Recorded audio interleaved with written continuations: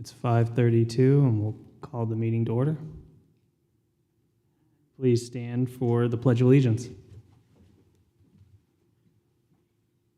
I pledge allegiance to the flag of the United States of America, and to the republic for which it stands, one nation, under God, indivisible, with liberty and justice for all.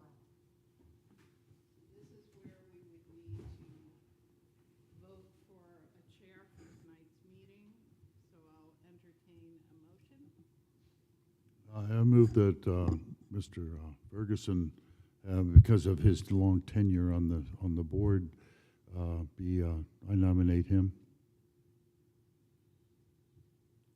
Is there a second? I'll second.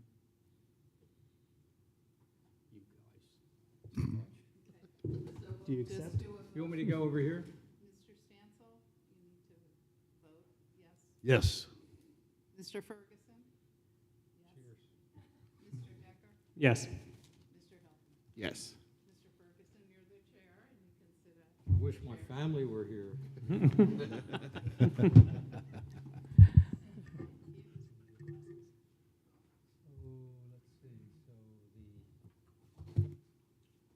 May need some help, Irene.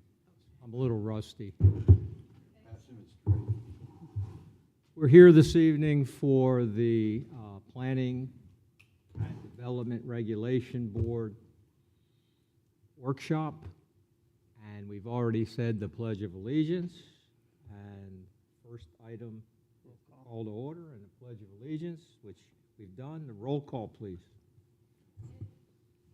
Mr. Albano is excused. Chair Shank. Mr. Hilton. Here. Ms. Nicholson's excused. Mr. Ferguson. Here. Mr. Stansel. Here.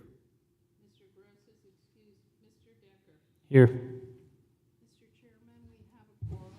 Okay, thank you. So tonight's first item on the agenda is the presentation on the proposed United Land Development Code amendments to Chapter 3, zoning, uses, and dimensional standards. Yes, that's correct. Tonight we have Chapter 3, Chapter 4, and then also the glossary will be presented to you for consideration and providing us some feedback. So at this time, Mr. Michael Hansen will present Chapter 3. Good evening, Michael Hansen, Senior Planner, Community Development. As the Planning Board's aware, this is to be consistent, or this LDC update is to be consistent with our recently adopted comprehensive plan from last year. Just to make sure that I'm going to go through the highlighted areas for the sake for proposed changes to Chapter 3. And on this particular slide, one of the biggest new changes here, with the adoption of our comprehensive plan, it created a couple new flume categories, or future land use map categories. So we have low-density residential and the master plan mixed use, and development of regional impact listed in our comprehensive plan future land use element. To be consistent with that comp plan, we've proposed assigning districts SFR2, SFR3, SFR4, SFR5, Estate 1, Estate 2, duplex, and master plan development for the low-density residential. And we've added Estate 2 to the residential and mixed use future land use map designations in this table, and also added the language in here for development of regional impact as approved by the development of regional impact to be consistent with the comprehensive plan, and also for the new master plan mixed use designation. The comp plan assigns that district to master plan development. So that's all to be consistent with the comp plan. Moving along, section 3.01.06 talks about prohibited uses within the city of Palm Coast. I want to caveat that with the word prohibited. It basically requires a supermajority vote of the city council for that use to be approved and utilized within the city. So with the way the language works, it's not a completely outright ban. It just requires a supermajority. With this LDC update, we added the language for bulk fuel depot, that should say depot rather than deport, or oil refineries to that list. And that was to codify a land use administrator interpretation based on our NAICS similarities that was used to compare it to asphalt manufacturing. Additionally, moving through in our use table for residential zoning districts, table 3-2, there's some modifications in here where we added some footnotes. Footnote 1 is only if the use is specifically mentioned in the master plan development agreement. Footnote 2 is to essentially update the city council recently approved an ordinance for community residential recovery residences. This language cleans that language up to incorporate within our overall land development code update. So community residential homes are regulated by a Florida statute. So this language here matches Florida statute as far as the number of residencies. Also, footnote 3 is added, and that essentially puts a footnote that any kind of short-term vacation rentals are subject to the requirements found in our code of ordinances. So about a year and a half ago, the city council approved a short-term vacation rentals ordinance that modified and allowed short-term rentals in pretty much every single residential zoning district within the code of ordinances. So since we're doing our LDC update, as that is a land use type, and we've incorporated and brought what's already permitted within the city within the code of ordinances into the land development code as well for consistency purposes. Additionally, that use table, we restored the number of residents for community residential homes. It was essentially a Scrivener's error that removed the 1 to 6 and the 7 to 14 persons language, as there's 2 use types for community residential homes. And as I mentioned, we reworked the footnote that they had an asterisk at that ordinance. We reworked that into the footnote 2 for consistency purposes. Continuing on with that table, staff recommended adding special exception uses for bed and breakfast inns in the Estate 1, Estate 2, and agricultural zoning districts, and added a permitted use within the master plan development. Throughout this, you'll see a lot of uses added in the master plan development zoning district. The caveat there is that they're still required based on the development agreement for that zoning district in order to be a permitted use. So you see that with recovery residences as well. One of the big changes and deviations from our use table is home occupations class 1, class 2, and class 3 have all been struck and replaced with home-based businesses. Several years ago, the Florida legislature adopted Florida Statute 559.955, which preempted municipalities, county governments to essentially allow home-based or be required to allow home-based businesses per statute, preempting a lot of their regulations to the state. So in review of this land development code update, the language for home occupations was struck and changed to home-based business to be consistent with state statute.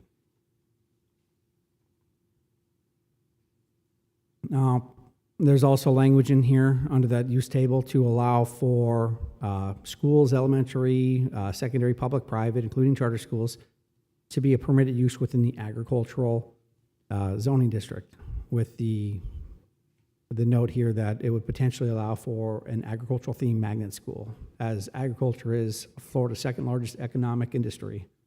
So the city wants to be able to support that. Additionally, as I mentioned about short-term rentals, it's been added as a permitted use in all residential zoning districts to be consistent with the code of ordinances. And then in table 3-3 for our residential zoning districts for dimensional standards, Just a minor tweak here, adding the word minimum to development site area. As the language in the code currently exists, it says the development site area for a couple different zoning districts would be like 3 acres or 4 acres. This just makes it, clarifies any potential issue, says that that's the minimum developmental size, so it could be theoretically larger. Now, moving along into the non-residential mixed-use zoning districts use table.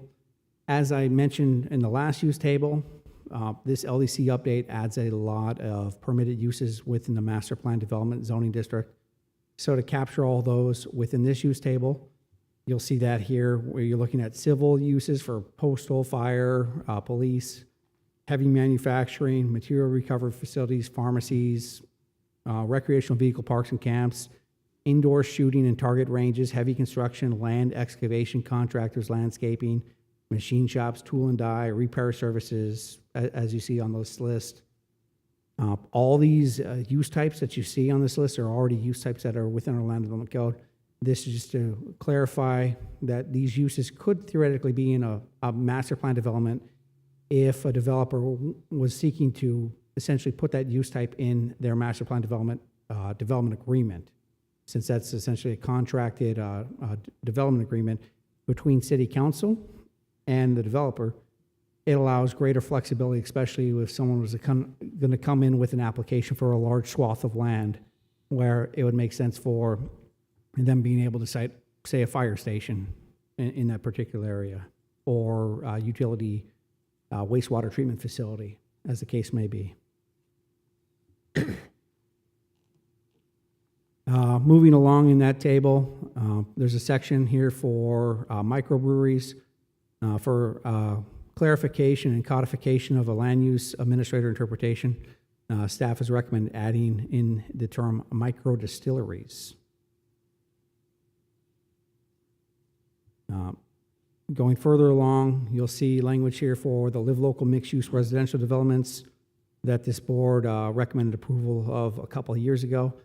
The Florida statute or Florida legislature has every single year since the live local ordinance or live local statute was adopted, modified and tweaked that with bill after bill every year now since it's been adopted. Most recently, the last one was House Bill 1389, which is currently under sitting on the governor's desk, waiting for either him to sign it or to do a veto of that bill before it becomes adopted and effective July 1.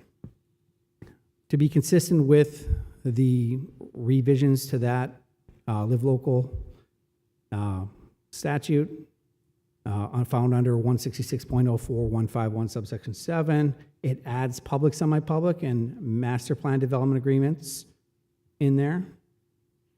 The part of the language in there, it includes that updated bill, which I'll get into a little bit more when I get to chapter 4, but allows for a project to be cited in, say, land owned by a municipality, a house of worship, or a school district. And then also it allows for in the non-residential components of any kind of plan unit development or master plan development. Additionally, the planning board or the Planning and Land Development Regulation Board has seen a number of special exception applications for tattoo parlors or body piercing within the commercial 2 zoning district. So in order to address that, since there's been at least several in the last couple of years that I've been employed with the city, staff's recommending moving that from special exception to a permitted use in the COM2 zoning district. In that use table as well, you'll see a new use type for data centers. It's kind of a hot ticket item. Currently, the city has data centers as a permitted use within the town center master plan development agreement, and recently approved such one within the town center. Now, to be consistent with our land development code, staff has looked at it and analyzed and is recommending data centers as a new use permitted within COM3, IND1, IND2, and MPD. Mr. Hanson? Sir. The concept of a data center is relatively new for me and perhaps others. when you say that the data centers are already allowed in the town center MPD, was that by some type of variance, or when was that added? My understanding, there was an amendment to the town center master plan development agreement that added data centers as a permitted use within the town center master plan development. This was, if I'm not mistaken, Mr. Wayne can correct me, but I believe a few years ago, actually just prior to when I began my employment with the city. Yeah, that was basically amended, the MPD was amended in 2024, if I'm not mistaken. So the developer or the project leader said, we want to build a data center, but it wasn't in the language of the, In the LDC, it was not in there, or it wasn't in the MPD for town center, it was not, correct, right? Additionally, that use table is expanded for a use type called park and ride facilities to revise the existing special exception use under public, semi-public to make that a permitted use. Going on with that use table, you'll see language in there for passenger transit or rail stations, and revises our heavy industrial IND2 to a permitted use instead of a special exception. There's a new use type listed for vertiports for VTOL and eVTOL aircraft. So VTOL is vertical takeoff and landing. eVTOL is electrical vertical takeoff and landing aircraft as a permitted use in the COM2, COM3, OFC2, IND1, IND2, PSP, and MPD zoning districts. Additionally, it creates a footnote for that use type, stating that these type of aircraft landing sites are known as vertiports. The locational site and design of vertiports is subject to meeting our requirements established by the Florida Department of Transportation and the Federal Aviation Authority or Administration as amended, and all operations of said aircraft. So when the aircraft actually takes off, it will meet any kind of adopted either FDOT or FAA regulations as amended. So to give you kind of a perspective, this is a new and expanding field. Mr. Wynn and myself have gone to a training put on by FDOT last September. Otherwise, the Florida Planning and Zoning Association's put on a couple lunch and learn professional development sessions to talk about this. Currently, within the state of Florida, through FDOT primarily, it's an expanding field where they're looking at these primarily electronic vertical takeoff landings. So it's essentially like a large flying drone that could actually bring passengers, essentially between 1 to 6 passengers, based on varying designs, as a means of travel that operates at a different altitude than your typical aircraft and planes or helicopters. So the governor recently signed a relevant bill, House Bill 1093, into law regarding eVTOL aircraft that relates to commercial airports. So the intent of adding this as a permitted use now, as we go through with our land development code update, is to help the city get ahead of the game with vertiports as a permitted use, as a potential economic development driver and incentive for commercial or industrial operators of this type of use to be attractive to the city. Actually, about a year and a half ago, there was a company that wanted to relocate to the Palm Coast and asking for a vertiport. And at that time, we didn't know what it was or how to regulate that. So, and then last fall, the DOT basically came out with some standards that they're going to provide it to us in order to how to manage that. So, and that's why the reason in here that we can see that the siting and design of vertiports are subject to meeting requirements established by FDOT. Yeah. so would this be for carrying passengers? Yes, sir. Yeah, that's correct. Just like, I think it's a single passenger, maybe 2, but that's it, yeah. Mr. Wynn, it varies based on design. There's some models like the Jetson 1, which is a 1-passenger eVTOL aircraft. that the company is called Jetson, ironically enough, calls it the One. But I've seen models for some of them that go up to approximately 6 passengers, and some people are looking at it as essentially luxury air taxis, or to be able to essentially be an air ferry to move passengers from location to location for shorter trips than typically you would find on, say, like a private plane. Well, the question is, how are we going to control the airspace? We don't, our airport doesn't even have a control tower with radar.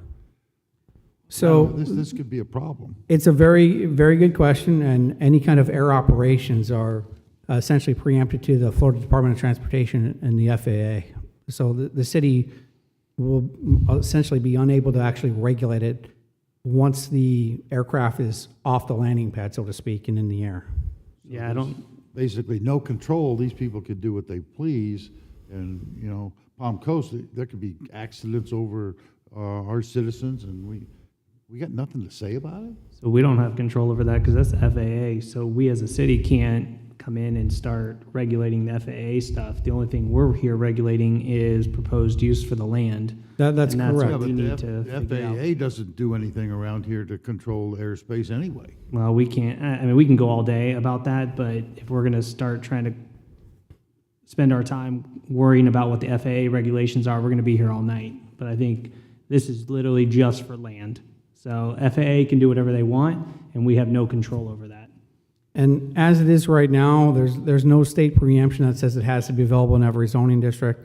So with the zoning districts that we've established as a recommendation, we're looking at more of the commercial and industrial zoning districts that we have, and also public, semi-public, with the attempt to try and eliminate it from residential areas. You'll notice that we left off the COM1 and the OFC1 zoning districts, which are typically your commercial zoning districts that are usually adjacent to your single-family zoning residential, with kind of the idea of you keeping it out of those zoning districts as essentially a buffer between your more intense commercial and non-residential zoning districts. yeah, the landing regulation comes from the city, so we need to dictate like how far it is from residential development, any type of away from basically overhead utility lines, for example. So those are the regulation that we can come up with in order to make sure that as safe as possible. But once it's lifted up, they have to follow FAA guidelines. So, yeah. Additionally, that use table adds a new use for quick lubrication or tire replacement shop. Michael, yeah, Sir. Yeah, I just want to let you know that the non-residential table here should be referred to as table 3-4, not 3-3. Just we need to update that. Thank you.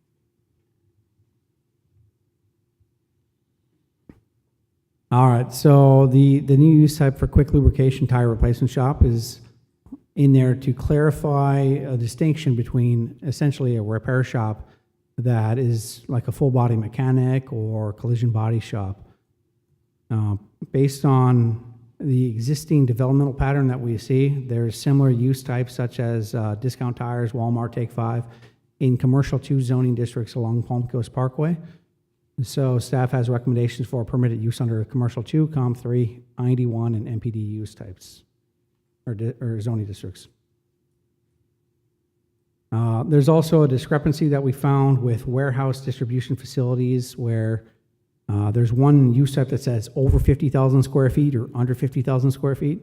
There's nothing really that captures a warehouse that's exactly at 50,000 square feet, so you'll see a greater than sign turning into greater than or equal to sign, and it revises IND1 as a permitted use for the greater than 50,000 square foot, and then also revises for those that are under 50,000 square feet, revises IND2 as a permitted use instead of a special exception for both. Now, this was requested as we met with our economic development team to help further along the goals, objectives, and policies of Chapter 11 of our comprehensive plan. Additionally, you'll see a footnote here that references The Section 3.06 for our, what was currently our Live Local ordinance, trying to move that to Section 4.23 as essentially Chapter 4 is a chapter that's designed more for expanding on the various criteria of individual use types within the city. So we thought it housed the Live Local ordinance and was better suited for than in Chapter 3.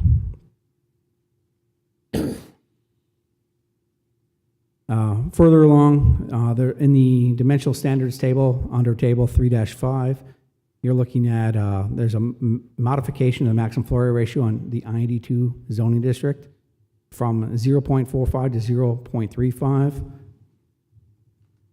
and also in the MPD from NA to 0.55. This is to be consistent with the comprehensive plan. Staff became aware of this about a year ago with a previous application where we had to make note of it to fix during our LDC update process so that the land development code wouldn't conflict with the comprehensive plan in regards to maximum floor area ratio for IND2. So that's why there's the slight reduction in our LDC. However, for any kind of particular project, staff would have referred back to our comprehensive plan for consistency purposes. Further along, you'll see under 3.0304D, there's language in here that says, and this is the section that's covering master plan development district, that says all permitted principal accessory uses within the district is provided. And we put in a provision with language noting that this list is not meant to be exclusive.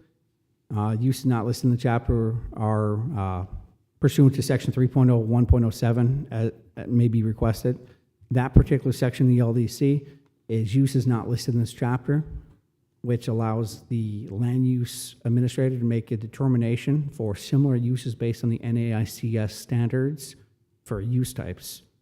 And so all requested uses within the MPD district are ultimately subject to the approval by City Council. Further along in that same section, but a subsection, it talks about for open space use for language in there for essentially recreation. So just to add on to golf courses, we added in a little bit more flexibility for things like disc golf or similar open field-based recreational areas that aren't high impact or have a lot of structures. Additionally, to codify an interpretation that the city staff has been operating with in residential developments where there's a significant number of development or units. Currently, the city's been operating under an interpretation that ultimately states that any kind of recreational facilities for subdivision have to be permitted and under construction prior to the issuance of the 25th certificate of occupancy or permit. So this language is put in here just to codify that interpretation as well under the MPD. You'll see similar language further along as well that catches it for other areas that aren't within the master plan development district. Under 3.0402, this is another slight change just for comprehensive plan consistency. When we updated the comprehensive plan to the 2025 Imagined Comprehensive Plan, the wetland overlay zone was renamed essentially as a wetland probability zone. So basically this is a name change. Staff added the sentence, the wetland probability zone is synonymous with the previous name wetland overlay zone, just to avoid confusion on any kind of historic documentation that may have referenced the wetland overlay zone. Section 3.0405B, this is language in here for economic incentives, particular to areas around the airport. So it modifies economic development area 3, essentially, which is located between I-95 and Old Kings Highway on the south side, south of State Road 100, primarily just to add the language in there, or an industrial park. There is a comprehensive plan policy in place that allows for commercial or industrial uses So this language is in here just to be consistent with our comprehensive plan.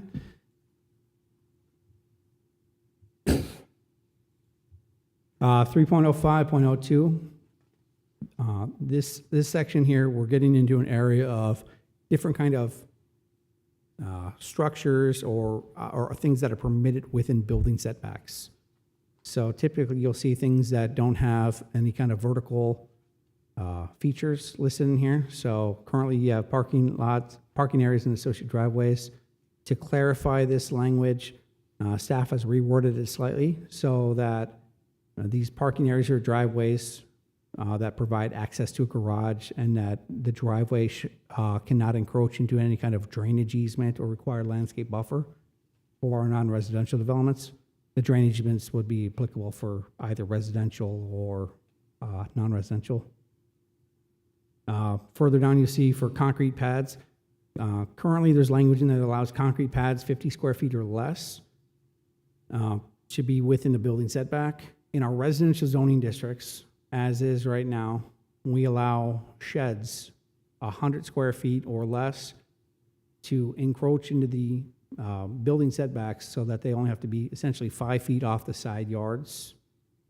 So since you got a 10 by 10 foot shed, that's 100 feet. Most of these sheds often have a concrete pad. So this is just to clarify that 50 feet to 100 feet so that it's consistent and matches typically what you'll see when someone's putting in a shed.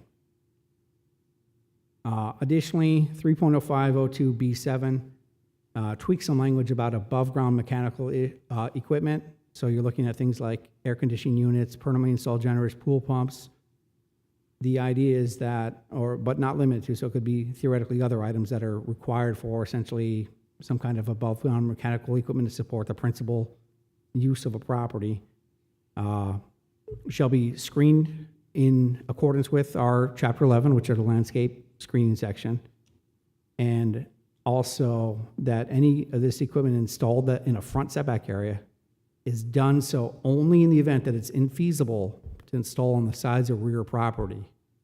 So in the event that there's something in there that would prevent installing, say, an air conditioning unit, maybe it's if you're in an area where there could be like a drain field or something like that, or some kind of topographical situation with the property that make it infeasible, that would theoretically then allow you to install that in a front yard if you couldn't fit in the rear of the property either. But in the situation where it's installed in the front yard, it has to be screened and has to be as close to the principal structure as allowed by Florida Building Code. So just clarification. This new section here, 3.0502B8, I apologize, wasn't in the packet that you received when this agenda item went out. It was recently requested actually by our planning manager about 3 hours ago or so, if I'm not mistaken. But this is to clarify an interpretation essentially that allows for an architectural feature such as a wall recess or bump out to meet requirements for our Chapter 13, which is our architectural standards chapter, may extend up to a maximum of 30 inches into the setback area, but are prohibited in easements. This 30 inches matches existing language that allows for things like cantilever patios, porches, decks, or sills, cornices, other kind of vertical improvements that already allow it to extend up to a 30-inch into a setback area. But this also then helps catch any kind of architectural features that we may have to require a property to put in to be consistent with Chapter 13 of our LDC. As I mentioned, the language about recreational facilities being permitted prior to issuance of the 25th CO in our master plan development section, this section 3.0504 captures that citywide throughout any kind of zoning district that we have. Any kind of residential projects that are 25 or more units have to meet our recreational level service standards that we have in our comprehensive plan. And we added the language here to ensure that we capture that these recreational facilities are permitted and under construction prior to the issuance of a 25th permit for residential projects. Can I ask you, where Sure. does that number come from? That number is based on a land use administrator interpretation that the city's been operating on for a period, I believe a couple of years now, if I'm not mistaken. The intent behind it is that, say, a residential development coming in with, and actually our senior planner, Estelle Lenz, is coming up here, as she handles a lot of these, but to stop a development from putting in 100 units, 200 units, and then never actually following suit with putting in the amenities or the recreational features, but feel free to add on. Oh, it is. So it's not dependent on the size of the project then?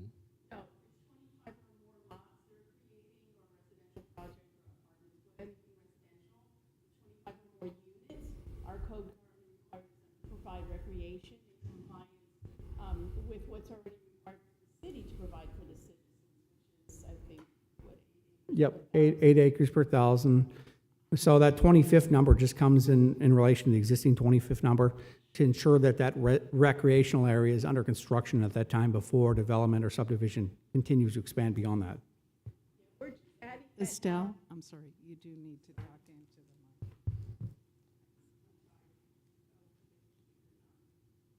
the mic. Okay, sorry about that. So yeah, the 25 units is already in the code. The reason why we're adding it now is we had some subdivisions being constructed where they had promised the residents that they would have an amenity center, pool, et cetera, and they weren't building it. So the residents were obviously getting upset. So now we're requiring, it's like added it as a condition of the development orders. We've been doing that. And we want to add it into the code that they're required to have that permitted and under construction by the time they get their 25th permit. Okay. And I know this is a lot of proposed amendments in the section, so I'm going to give you a gift. This is the last one I have on chapter 3. Is 3.06. That's our ordinance for the Live Local ordinance that was adopted about a year and a half ago. It's just changing to move it to new section 4.23 in chapter 4. At this point, I'm available for any questions that you may have on these proposed ordinances or proposed amendments to chapter 3. I got a question. So for the 25th permit, when you're building a townhouse where there's multiple units, is each unit considered one permit? Or would that building that houses 4 to 6 units be considered one permit? So a townhouse, each unit is individual to that because it's talking about a unit for essentially a dwelling unit. So if a townhouse is between 3 and 8 dwelling units where they're just attached, so if you have, say, 5 of them that are 5 dwelling units apiece, you hit that number of 25, and then that's when the developer would have to come on board with their recreational facilities. Can we make sure that it shows in here so people understand that dwelling units? So that way they don't assume or try to articulate that it's one structure is the one building and that's one permit, just so that the common person would understand that. I believe we can tweak some language in there to make it a little clearer. Yeah, Okay. we'll look at that wording, definitely. Thank you.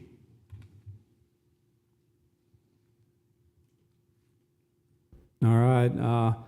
If there's no other questions over the proposed, at this point, if planning board had any kind of potential amendments that you may see as a need to fix in this, now would be the time. Otherwise, as you're aware, we're going to come back to planning board with a LDC wrap-up later on, and then ultimately for recommendation prior to adoption by city council. If you have no other question on chapter 3, I'm ready to go into chapter 4 whenever you are. Yes. Any questions from? So we take it that that chapter 3 is good as presented. So go ahead, Mr. Hanson. Just the one update, right, that you suggested? Right, just the one update. Yeah, that's correct. So we've been through several of these sessions for various chapters of the Land Development Code. That's correct. Is this the last one? No, we have one more, chapter 4. Oh, excuse And me. 14. Tonight we have others. Yeah, we have 2 more, chapter 4, and then we have the glossary. I was going to jump the gun and ask a question about what, it's not in order, so I'll wait till later. Sure. But Ms. Schaefer's right. It looks like we have members of the public, so it's probably a good time to open up for public participation on Chapter 3. At this time, are there anyone from the public who would like to comment on the presentation?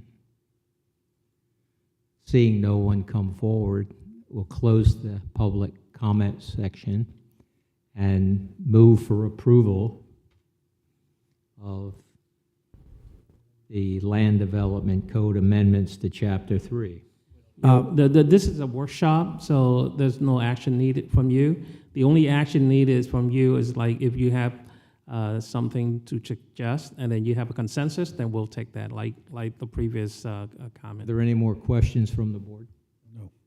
Seeing no more questions, and thank you, Mr. Hanson, for your presentation. The next item on the agenda is the presentation on the Land Development Code amendments to Chapter 4, conditions for limited specific uses and activities. Is this Mr. Hanson again?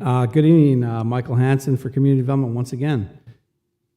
Following along with the same kind of housekeeping that I mentioned during the Chapter 3 presentation, this is to be consistent with our comprehensive plan that we updated. Language in here is either to clarify the intent of a regulation, update references based on state statute, other agency requirements, or address kind of any kind of ongoing issues. Right off the bat, Section 4.01, we provided some clarifying language in here for Chapter 4. So previously it stated that the section provides additional specific developmental standards for swimming pools, fences, walls, sheds, residential garages, clotheslines, seawalls. Well, since that Chapter 4 is significantly expanded with some of the specific developmental standards that are already on the books, so staff has provided language here to kind of make it more generic and capture kind of any additional accessory structures within the city. In 4.01.01, there's language in here for location. Minor tweaks here, taking out language in here for pergolas and then also adding in above-ground mechanical equipment pursuant to that section 3.0502 that we talked about just a few minutes ago. And this is the whole idea that these accessory structures are, well, accessory structures in general are supposed to be located in the rearward of the principal structure. So these languages here for fences, walls, arbors, trellises, detached garage, above mechanical, those are essentially kind of the only items that are typically allowed to be located in the front or side building facades of a principal structure. Additionally here, as we move along, there's language in here to set, bring back, I guess, a cap on a maximum size for accessory structures. So my understanding is previously the city had language in the LDC at one point that set a maximum size for residential accessory structures to not exceed 50% of the living area of the principal dwelling unit. Staff has recommended putting that back into the code with the caveat that that requirement does not apply to any kind of agricultural buildings constructed on our Estate 1, Estate 2, or agricultural zone property. The intent behind that is that if you're in a residential zone district, your principal use would be that residence. So if you have an accessory use on the site, it should be accessory to the principal use. Moving along, you'll see language in here for accessory structures not listed in this chapter. This new subsection mirrors language in Chapter 3 for a use is not listed in the chapter, making note that the uses listed are not meant to be all-inclusive in there. So the way this reads is that the accessory structures listed in this section are not meant to be all-inclusive. So any kind of structure not specifically listed on this during this LDC update, the land use administrator can make a determination if it's similar in nature or character to others listed in the section as a potential permitted accessory use. And there's also language in there for the appeal of those decisions made by the land use administrator as already established in Chapter 2 of the Land Development Code. Going on to our section about fences, just some grammatic tweaks to allow for private recreational sports playing fields.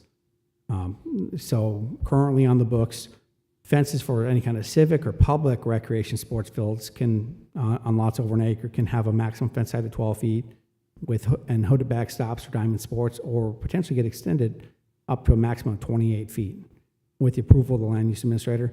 This allows for a private recreational sports playing field as well to have a similar allowance of potential height for maximum fence if one were to be constructed.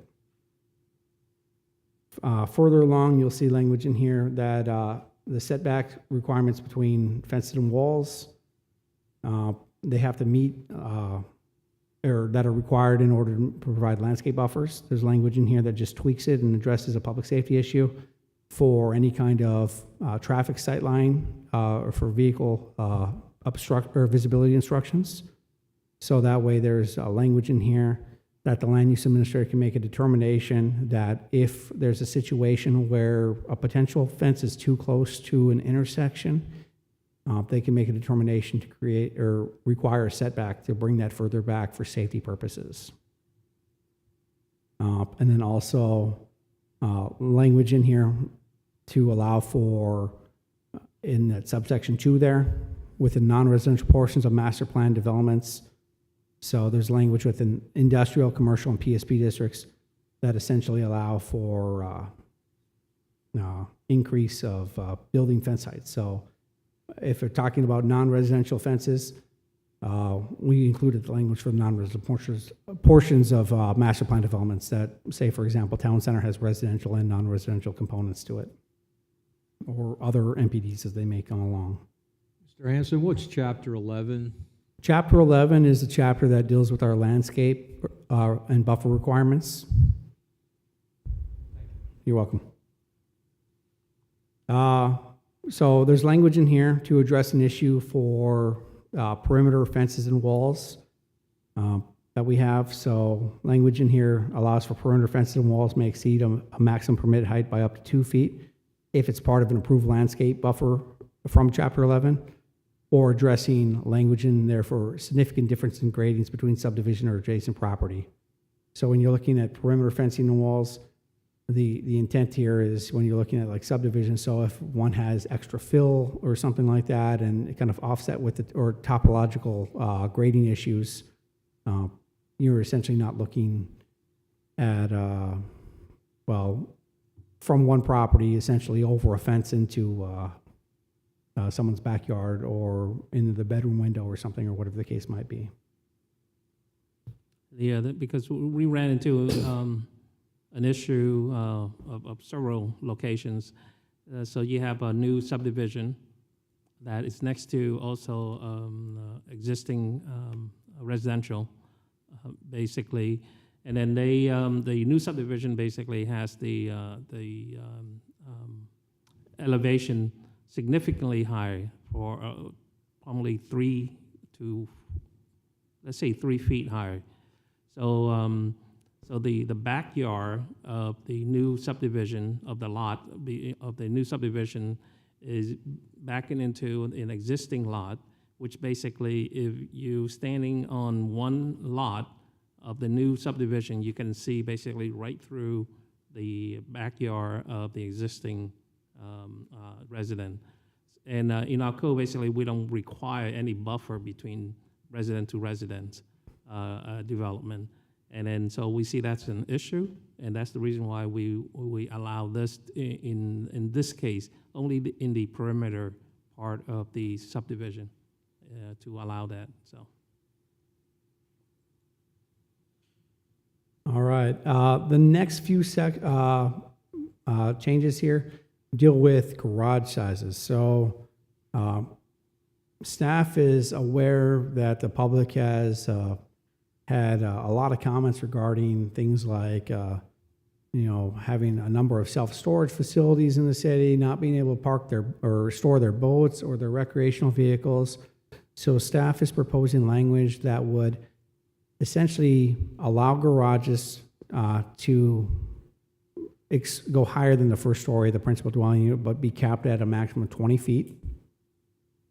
And that the maximum depth on garages of being 30 feet would be stricken, so that garages would be tied to not exceeding the 50% of the total living area of the principal dwelling unit.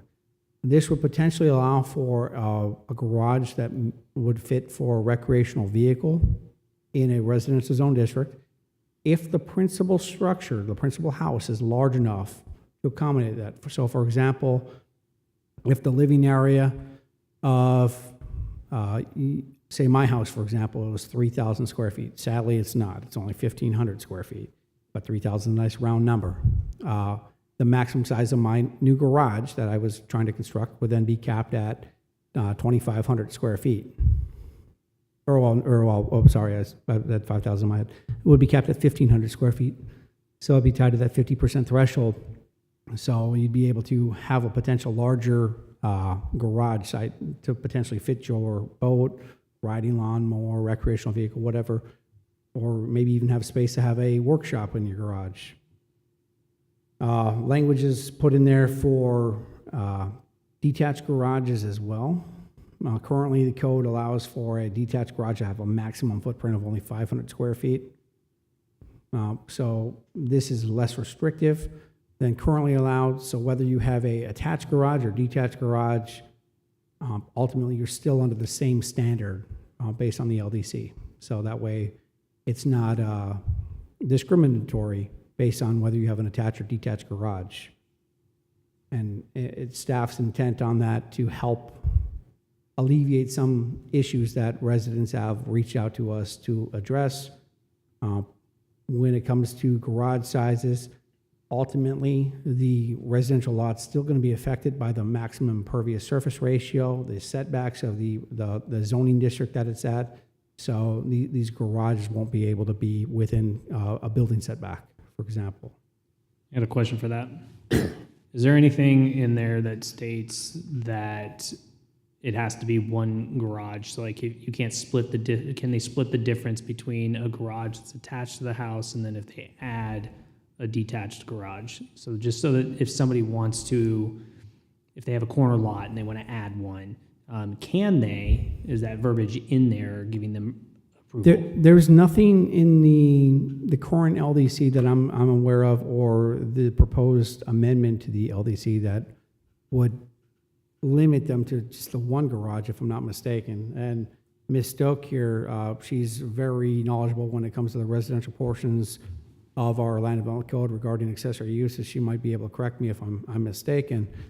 But theoretically, if you had a large enough lot or a large enough house, you with the way this is worded, you'd be able to essentially, if you wanted potentially, to have a attached or detached garage, but you're still bound to those setbacks and such. Michael is correct. You can, as long as you have 3,000 square feet of living area, you can have 1,500 square feet of garage, be it attached or detached. So it doesn't limit you to be in one particular, it doesn't have to be part of the house. You can split it. Okay. You can even add additional living area if you need a bigger garage, as long as it fits on the house. So we've had people do that. Okay. Moving along, there's this section about generators that are within the required front side or front or street side yard are screened by either fence or vegetative screening. This is essentially a repeat of what you saw in the previous chapter for structures or things that are permitted improvements within a setback area under Chapter 3. Since this was already existing in Chapter 4, staff tweaked the language to ensure that it is appropriately screened by either kind of fence or vegetative screening in that situation. But the intent of Chapter 3 still is that, if possible, any kind of above-ground mechanical equipment, including permanent installed generators, would be located either to the side or rear of the principal dwelling unit rather than in, say, a front or street side yard. This next section here relates to dock houses or boat houses. So currently, we've been operating under an interpretation of the land use administrator that the roof, currently the code reads that the roof of a boathouse has to match the same color, same material type as the principal dwelling unit. Well, the interpretation was with the exception that if the house had like clay tile roofing, that wouldn't be required on the boathouse. Towever, the color still had to match. And this simply codifies a land use administrative interpretation that, as far as I'm aware, I believe Ms. Stokes told me that it's been in play and being used for at least a decade, if not longer. This next section down here, 4.01.07, there's currently language in here that permits sheds to be, that are 100 feet or less, being able to be located 5 feet off a side yard setback or rear property line in essentially residential areas.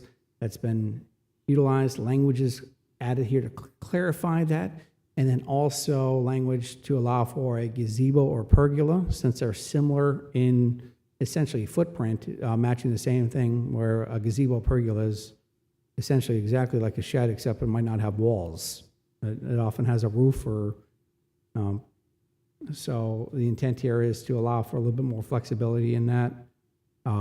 And only one shed is permitted on lots. So, Mr. Decker, your question about allowing for more than one garage on a site, currently the LDC only allows for one shed on a property.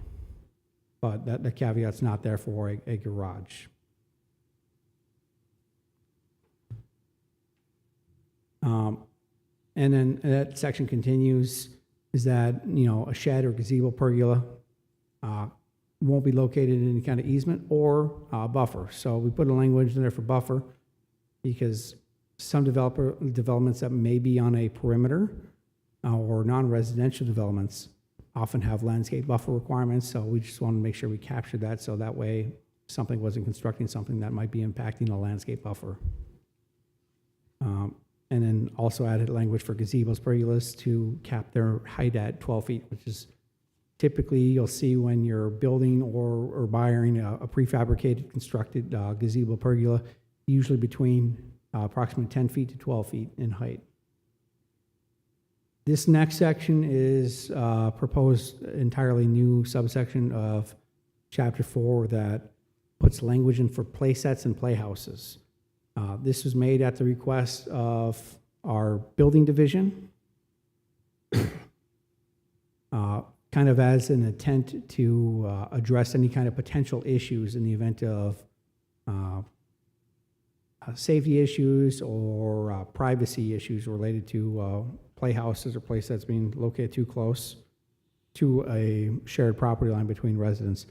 The intent is that as their accessory, they're located rearward of the rearmost facade of the principal structure.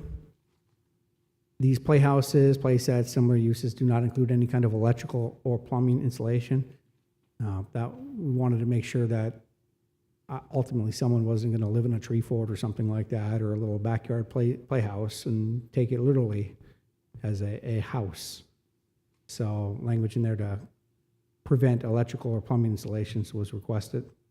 Now, regarding the setbacks and height language in there, currently the proposal is to cap the size at 100 square feet or less to be located 5 feet from the abutting interior rear property line, similar to what we all currently allow for sheds, and propose to expand for pergolas and gazebos.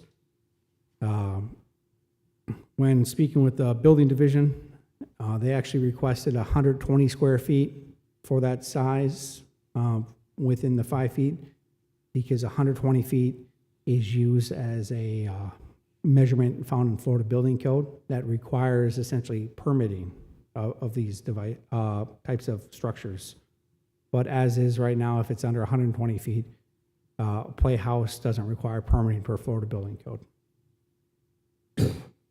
Language in here is capped, caps the maximum height at 12 feet from the finished grade. So you're looking at a playset, playhouse, or similar use not exceeding 12 feet in height. This matches the height for sheds, gazebos, pergolas. The intent here is that if say I have young children at home, if have an elevated playhouse or swing set, the maximum height of that structure is no greater than 12 feet. This helps minimize chance for serious injury in the event that a child or someone were to fall off an elevated structure or platform. And that's why that request is there for 12 feet. The intent here with this language for playhouses and play sets isn't necessarily to permit them, but to have language in there for potential code compliance in the event that the location or erection of a playhouse or play set becomes problematic between property owners.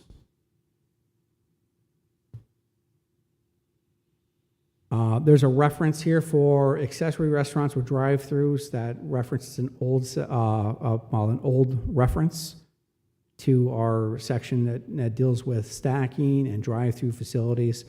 So what you see here on 4.0704C, it just corrects that reference to the correct subsection of our transportation chapter of our Land Development Code, which is under Chapter 5.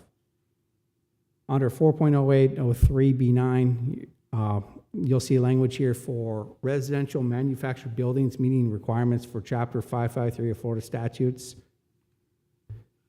Recently, under Florida statutes, there was an adopted reference with a recent statute. I believe it was House Bill 927, which was recently signed by Governor DeSantis, preempting the city or county from being able to treat a residential manufactured building any different than what we would do for a site-built home.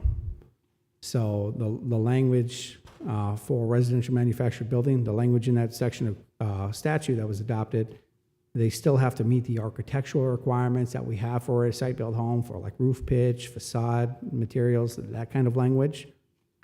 This particular section under 4.08 talks about essentially the mobile home districts and RV parks. So that bill that was adopted and becomes effective, I believe, July 1, if I'm not mistaken, of this year, sets it up so that we can't deny a permit for a residential manufactured home in the mobile home park or a subdivision, or ultimately in a recreational vehicle park as well. Under section 4.12, that was the section that we had for the previous home occupations. This whole section's been significantly tweaked and modified to be consistent with Florida State Statute 559.955. That's the section that Florida statute that creates home-based business regulations that I briefly talked about under the Chapter 3 presentation. So the next few slides significantly go through that entire section that essentially strike through almost all that we had on the books that we're not able to continue to have based on the preemptions of that statute, and puts in language in here that the intent of it is to be consistent with the state statute as may be amended. The whole idea is that a home-based business that must operate from a residential property and has to meet significant criteria. How it essentially boils down to is that a home-based business is not supposed to produce any more traffic or any more noise than what would be typical of a regular residence where a business did not occur. And so you'll see a language in there that reflects that as far as limiting number of employees to a total of 2 employees or independent contractors besides the people that live at home.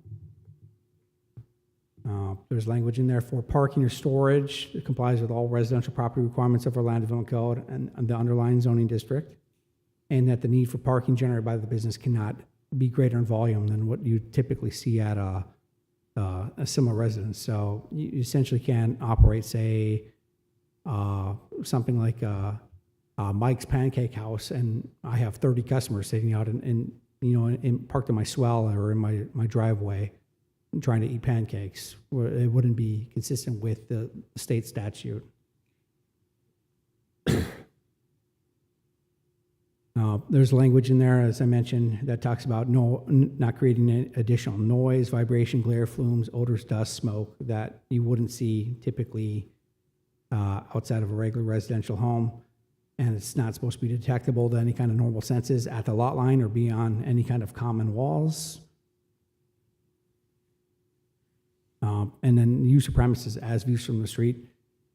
The residential property is supposed to be consistent with the use of residential areas, so any kind of external modifications made to the residential dwelling unit have to meet and conform with residential character and architectural aesthetics of the neighborhood. So they still have to meet our requirements for what a house looks like.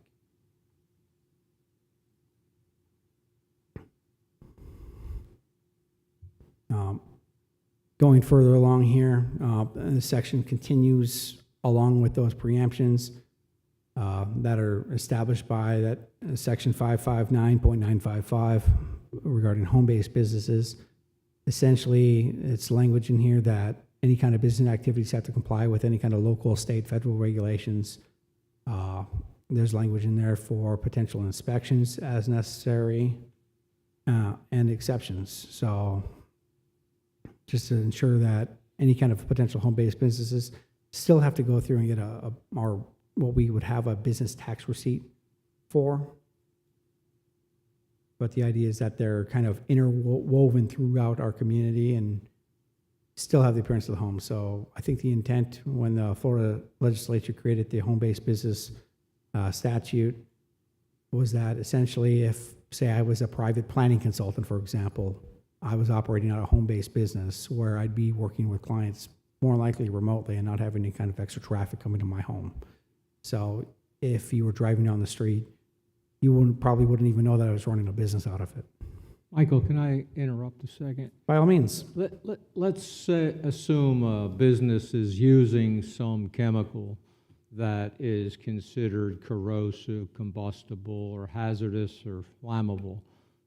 Is code enforcement the one to call into question? How would that operate? So if there's any kind of chemicals, as you see in 4.1202D here, that could be potentially combustible or hazardous, flammable, local regulations come into play. Same with state or federal. So ultimately, if someone was saying that there's something like some kind of odd odor that's not allowed by this preemptive statute, they would make a code compliance complaint, and our code enforcement team would go out and investigate and check for compliance with statute, and if adopted, this LDC section. And also with the regulatory bodies, if it's any kind of controlled substances that have different requirements at, say, a state or federal level, there might be coming to play with some of that material as well, or other potential agencies.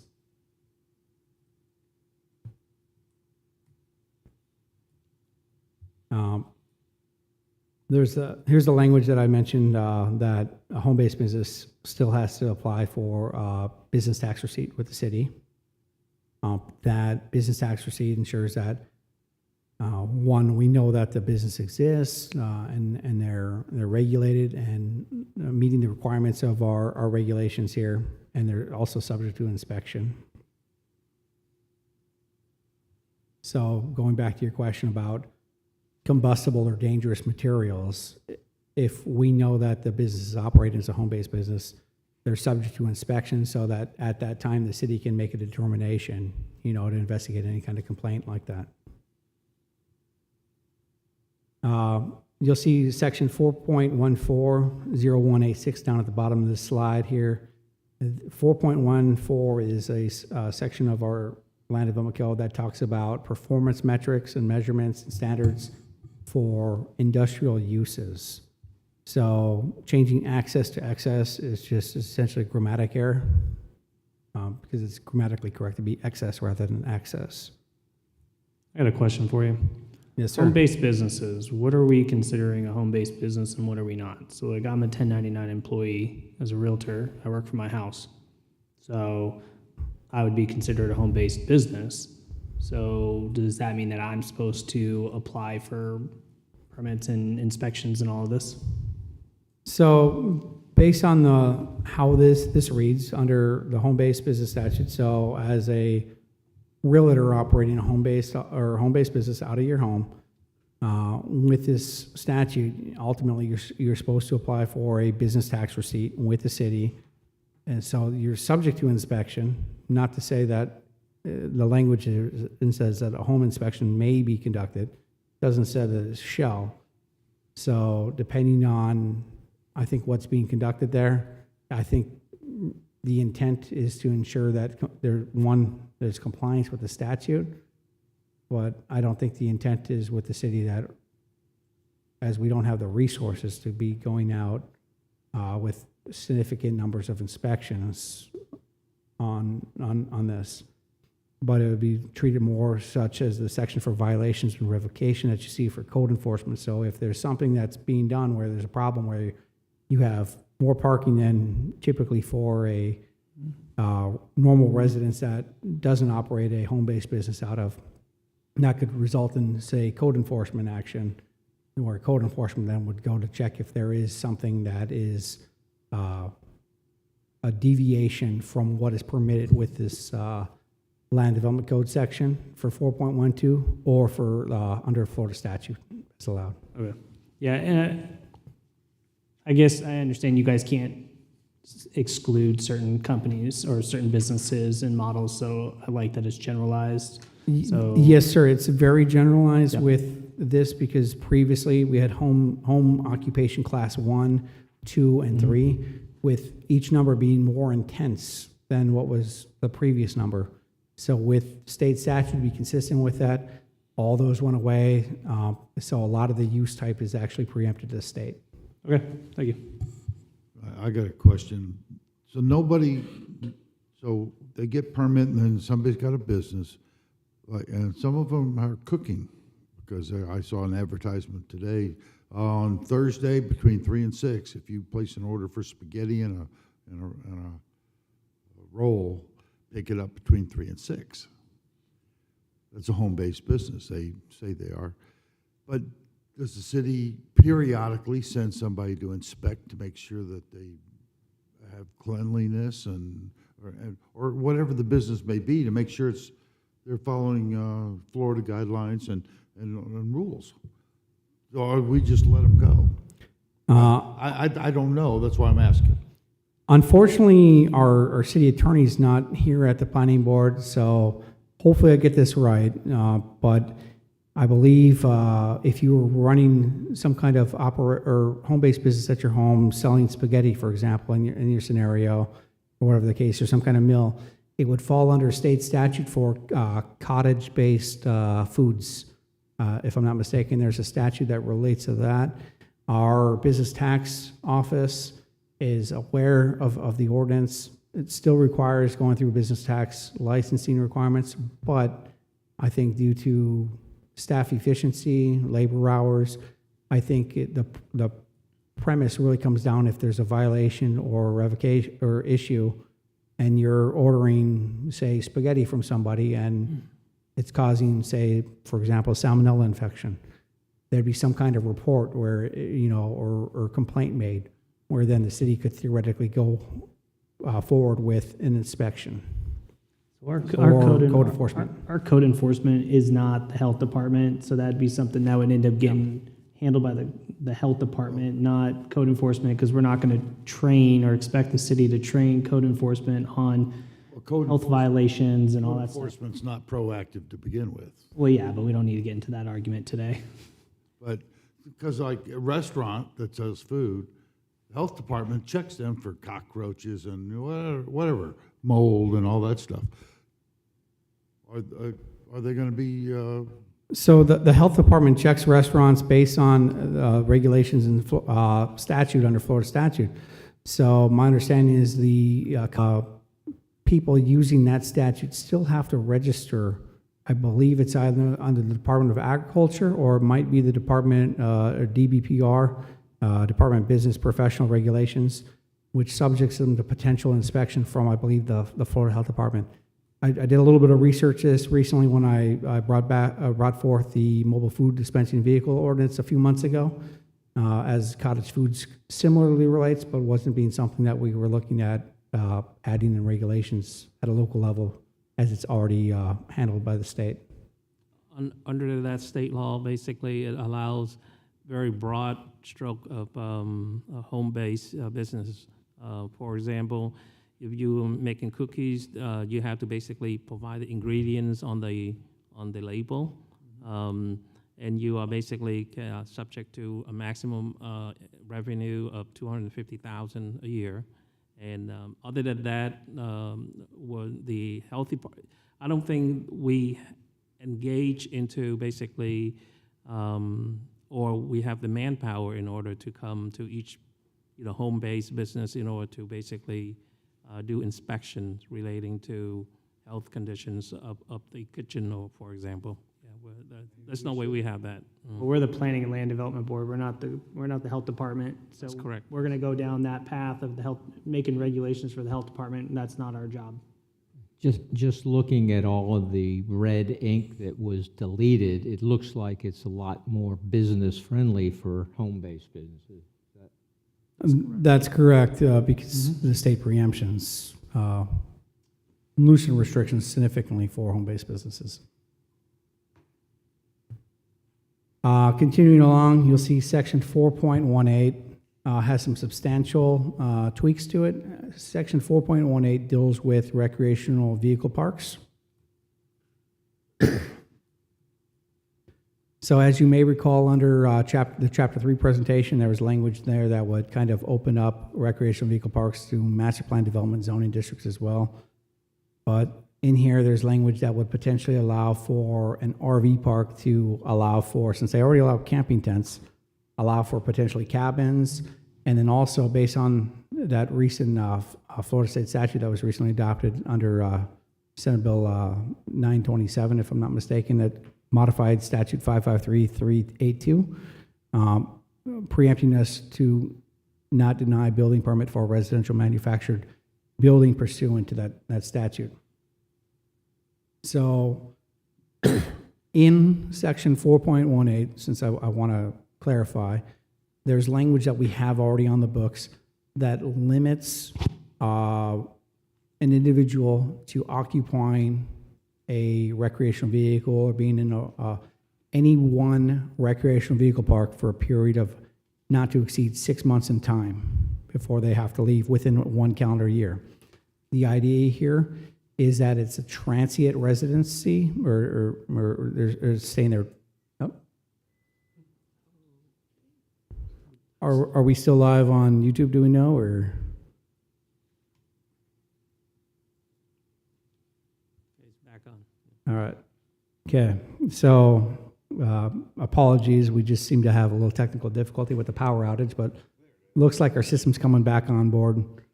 Right now, I'm guessing it might be raining or having some lightning out there. But continuing on with the RV language here, the intent here is that RV parks are transient in nature. They're not creating dwelling units. So with the inclusion of cabins or residential manufactured buildings, they'd still have to follow that cap of 6 months within a calendar year. So although a residential manufactured building could be permitted, it couldn't be used as a full year-round dwelling unit. We propose expanding the recreational facilities within recreational vehicle parks to allow for playgrounds. That seemed like a good use, along with, say, picnic areas, amphitheaters, outdoor pavilions. Additionally, we put in language for a central clubhouse, which can include an office, restaurant, fitness center, general store, meeting, event space, similar uses, and language in there that those type of uses would be available to guests, but also may be open to the public. So hypothetically, if a recreational vehicle park were to open within the city, if they had some kind of resource-based use that draw people in, or have some kind of clubhouse or restaurant, they could potentially allow for general residents of the community or the public at large to come and make use of their facilities. There's a provision here for an accessory storage area for registered recreational vehicles, boats, trailers, utility trailers belonging exclusively to park guests. The intent here is that since recreational vehicle park is for a transient occupancy for up to 6 months out of a calendar year, if I'm hauling, say, an RV, and I may have like a boat trailer or something like that behind my RV, there would be potentially a place on these or at these recreational vehicle parks to be able to park your utility trailer for, say, your boat or whatever the case might be in that area on that RV park, just for park guests, in an area that doesn't exceed more than 10% of the overall property area. And then we put language in there that any such area is still subject to screening from any kind of public right-of-way, which ties back to an existing section that you see under Chapter 5. Language in here is proposed to allow for pet-friendly amenities, dog parks, pet wash stations, pet-friendly designated combination areas. I know I've previously had dogs, and if I had a recreational vehicle, I'd probably want to bring Fido with me for 6 months and not leave him at home. It might not be good for his health if he is home alone. So just language in there to clarify that kind of potential use. Since we put in language there for cabins and residential manufactured buildings, there wasn't any kind of developmental standards for that for the spaces. We had spaces just for the recreational vehicle sizes. So we're proposing to add space for tents or camping sites, since tent camping is already allowed in a recreational vehicle park. Staff proposes a 500 square foot area for potential tent site, or 1,500 square foot area for a potential cabin or residential manufactured building site. Once again, as it's transient in nature and not a dwelling unit, that's why staff is only proposing a 1,500 square foot site for a residential manufactured building, as opposed to something larger if it were a true dwelling unit. You'll see here language in here for modifying the language for structures within building setbacks for a recreational park. Just clarifying language here that ensures that cabins or residential manufactured buildings or tent spaces are outside of a 30-foot perimeter setback from any kind of RV park. The whole idea and intent here is that so if essentially you have RV park abutting another use, any kind of loud music or something like that from a cabin or such is typically contained within this site rather than going onto another site. There is language in here, though. However, when a recreational vehicle park is adjacent to an existing single-family platted residential subdivision, that perimeter buffer expands up to 50 feet rather than just 30 feet. Additionally here for the recreation areas, there's language in here that any kind of recreational area is easily accessible to all guests and shall not include RVs, cabins, residential manufactured buildings, tent sites, street right-of-ways, buffer strips, or storage. So we currently have on the books at least 5% of this area of a recreational vehicle park has to be for recreation. We want the recreation areas to be for recreation. So not to put another RV park on, say, a picnic site or something like that, and make it used for another RV space rather than the true intent of the recreation area. Further along here, the language to clarify that recreational parks will be located on an arterial or collector road, and that any kind of recreational vehicle park with a combination more than 100 or more recreational vehicle spaces, cabins, residential manufactured buildings will provide secondary access. This mirrors what we do within our existing residential subdivision. So if I was to come and develop a residential subdivision with at least say 101 homes, I would have to provide a secondary point of access for the site, and that just hones in on public safety. In the event of some kind of situation, catastrophic flooding or something, we don't want people to get stuck at a site like this. We want people to be able to safely egress and get out of the site as necessary.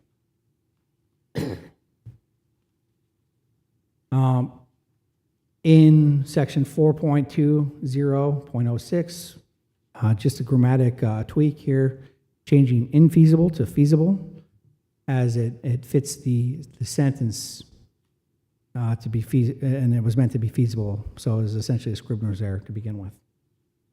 And then as we go on, you'll see section 4.23. This is a new section for the Live Local ordinance that we previously adopted. So it moves all of section 3.06 over to section 4.23. So a lot of what you'll see in here is already adopted currently with that ordinance. It's just essentially renumbering. For the purpose of this, there'll be some tweaks here for red lines for new revisions to our affordable housing mixed-use residential development standards to be compliant with the multiple revisions that Florida statute has adopted over the last few years since the Live Local state statute under FS 16604.151 subsection 7 was adopted.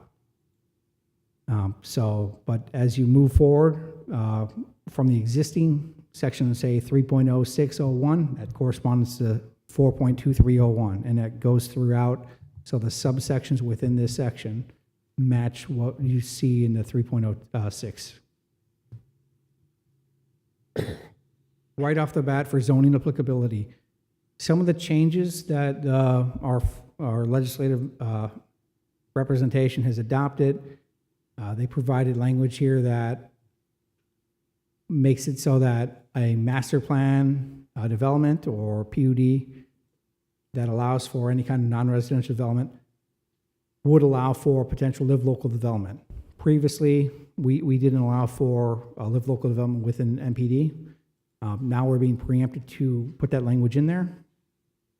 There's also language in there for any kind of properties that are owned by the city, county, school district, or any kind of religious institution which has been developed with a house of worship for at least 10 years prior to the proposed development. So with this, theoretically, if a house of worship had a site that they wanted to put in some kind of mixed-use, multifamily development to maybe support members of their congregation, they could potentially do so under this live local language here. Or say, hypothetically, if the school district wanted to provide housing or workforce housing for their teachers or employees, they could potentially look at using this live local mechanism as a tool to be able to accomplish that on their own property.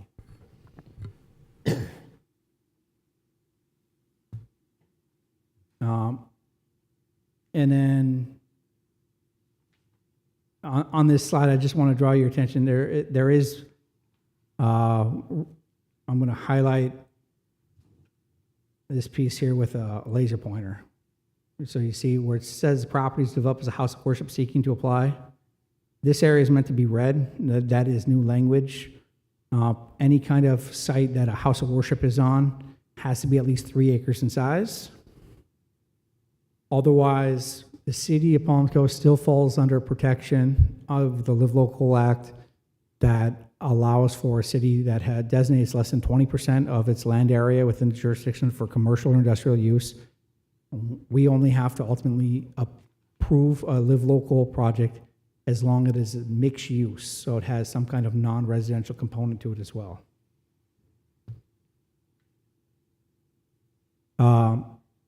One of the changes that you see from previous legislative updates to the Live Local Act put in language that capped the maximum that a city could ask for the non-residential component. So since we're able to require that a project is mixed use, previously the city met the requirement for at least 65% residential, but we required at least 35% of the buildable area be commercial. State statute has changed that to say that we can require no more than 10%. So based on their changes here, staff has added a language in here that would say that the project will have at least 65% to meet compliance with the state statute, but no more than 70% of the buildable area would be for residential purposes. State statute does not have a maximum cap on residential, nor do they preempt the city from establishing a maximum cap on a residential component. So as they provide a maximum cap that we can ask for non-residential, it leaves a portion of the percentage or the pie that's not dictated as far as what it could be, as far as that it wouldn't be able to continue to have additional residential. So this area could potentially be stormwater retention, could be open space. However, the way the law works with Florida statute is we can't require more than 10%, but the language here is that they have at least 10%. They could theoretically have more than 10% non-residential if a project wanted to come in. They could theoretically come up to 35% of their own accord. Now, can you put in there that they use a certain percentage for stormwater? Because right now, I mean, there's 20% that's not accounted for, so they could just not build anything on that 20%. So the language in here talks about, and I'm going to highlight this area for buildable area of the property.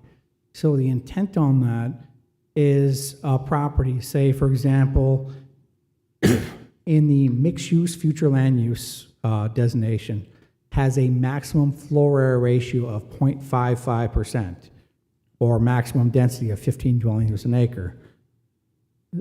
With that floor area ratio, there's a 45% of the site, ultimately, if we're talking one story, that is not considered the buildable area, that's ultimately used for open space requirements or for stormwater. So language in there that with that area that isn't captured, that extra 20%, it allows for flexibility that if they wanted to provide more of open space or more stormwater, for example, or maybe a recreation area, since they're going to have residents living on the site, they have a little flexibility with that. The requirements for our stormwater engineering that the city has for our review site are still met in that other area of property that's not considered the buildable area of the property.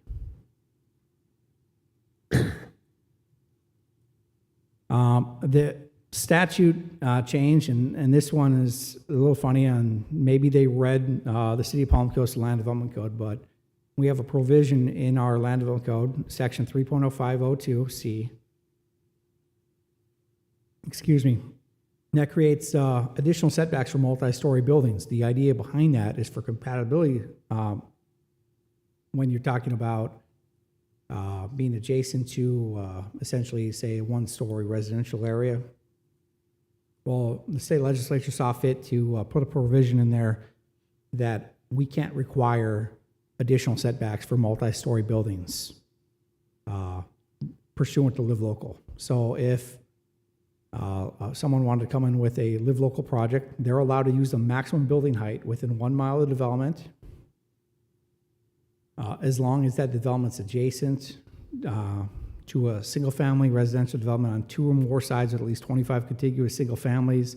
That maximum building height gets restricted to only 150% of the highest adjacent building, or the zoning district's maximum defined building height, or 3 stories, whatever is higher.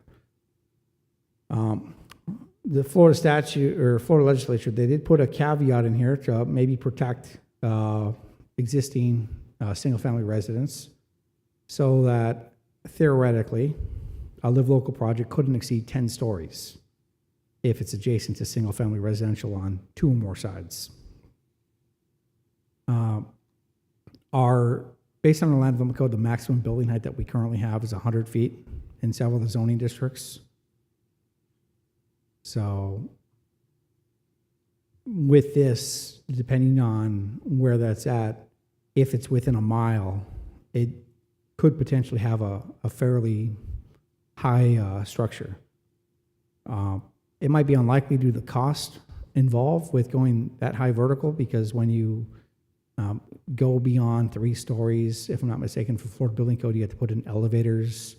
If you're looking, when you have multifamily like that, you have to have sprinkling suppression. So there's other things that come into play from a building code perspective that might not make going that high feasible for a lot of projects. But the way this is worded is just to be consistent with state law. Now, this section 4.2303E is essentially reworded. As I was going through kind of a litmus test as I read through this for the first time in probably about a year since it was adopted by City Council for the purpose of tweaking this Land Development Code update, I looked at this subsection and said, you know, this isn't as clear as it could be. So the reworded language on here is that any kind of development that is vertically mixed use is not permitted in an industrial zoning district due to potential life safety issues for a vertically stacked building. The intent here is that if I were to develop a mixed-use development within, say, the IND2 heavy industrial use, since our code allows for vertically or horizontally mixed use, if you got vertical, there might be fumes or something that is generated by the industrial use that'd be contained within the same building that would potentially be pulled into a central HVAC system that could be exposed to people living in the same building. So for safety purposes, this provision separates that so that in an industrial zone district, any kind of live local development that goes through with this mixed use project would be horizontally mixed. And there's language in there further that requires buffer requirements as well, just for safety purposes. Additionally, this L section here, you'll see is all new. This basically is to tie into the new requirements of Florida statute for if the property is owned by a city, county, school district. And then subsection M here ties into that language about on a religious institution or house of worship that has been developed for a minimum of 10 years. And also, as I mentioned earlier, they have to be at least 3 acres in size. Luckily enough, Florida legislatures put in a couple more exemptions for Live Local. Previously, we had in here that Live Local Act did not apply to properties within a quarter mile of a runway or its extension, but there's some language in here that allows for any kind of land development regulations that existed before July 1 of this year, so here in another month and a half, that were intended to retain open character of land, including but not limited to areas required for development. Open space requirements are exempt from potential of local development. So a great example, for example, which you'll see next week for an application that we have over at the Lakeview Estates MPD. In that area, there's areas that are called view protection zones. The character and intent of the view protection zone is that it's essentially open land.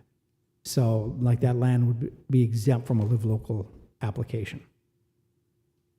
Or otherwise, since Florida oftentimes is very wet, we have a lot of conservation easements. Any portion of any property that's encumbered by any kind of conservation easement, the intent here is that conservation easements are usually wet, and we don't want people building their home, and maybe the Florida legislature agrees, but the intent is that they don't want people building their homes within something that might be wet, cause flooding issues, and cause other potential issues that affects our ecologically sensitive flora and fauna that are housed within conservation easements. Sorry for being so wordy, but that's all I had with Chapter 4. So if you have any additional questions, now's the time. Any questions from the board? It's a shame that Chairwoman Shank isn't here for that last section because she's pretty familiar with affordable housing and the Live Local Act. So I regret that she's not here, but anyhow, thank you, Mr. Hanson, for the exhaustive treatment of Chapter 4 amendments. I'm glad I don't have your job. It's a lot to try to make sense of and to appreciate all the details, so thank you. Welcome. Anyone from the public care to comment? Thank goodness we have someone to come forward. Thank you for being here, and you get a star for your forbearance. I hope you feel the same way when I'm finished. For the record, my name is Charlie Faulkner. I'm a civil engineer, and I've done several projects in the city. And we've been working for about a year and a half to do what we, can you hear me okay? To do what we refer to, and the industry refers to it, as an outdoor hospitality resort. During the evolution of RV parks, they started out just by, everybody would call it an RV park. And then you have, I don't know how familiar you all are with these developments. They've become wildly popular all over North America, really in different places of the world, but particularly the United States and Canada. And so early on, if you want to do something great, what I try to do is find the industry guru and go talk to them and go learn from them rather than try to reinvent the wheel. And that's what we did. We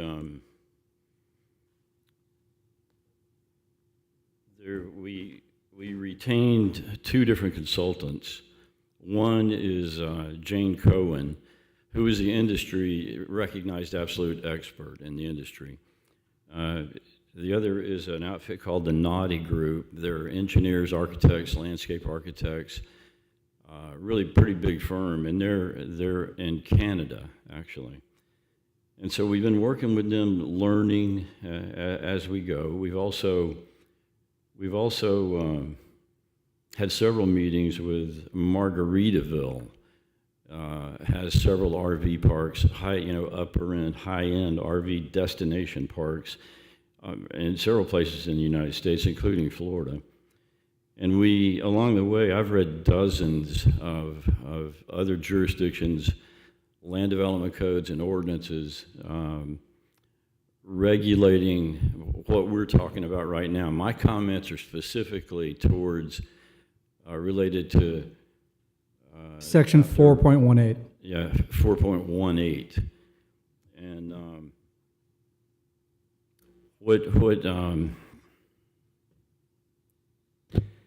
sometime back, we submitted suggested revisions to this particular section, and we've had a couple of discussions with staff over, seems like the last year. But we submitted our proposed revisions to Mr. Hansen some time back. We haven't had a chance to actually sit down with staff and talk about it. We've noticed that, and thank you very much. And nothing I say is meant to be critical of staff. They've been wonderful to work with. A lot of the suggestions, the revisions, have been incorporated into the document that you guys have just read, and several of them have not. I know that it's getting late and everybody's been working all day long, so I don't want to stand up here and talk forever.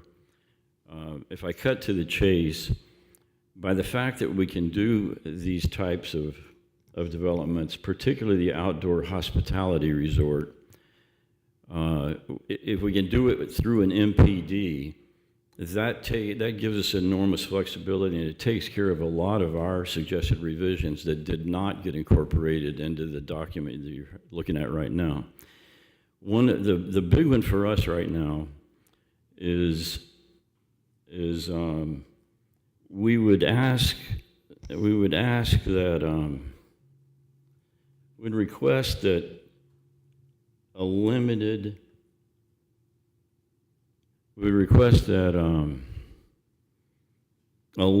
number of expressly permitted limited permanent residential component with an appropriate cap, no more than X percent of the entire units of the project,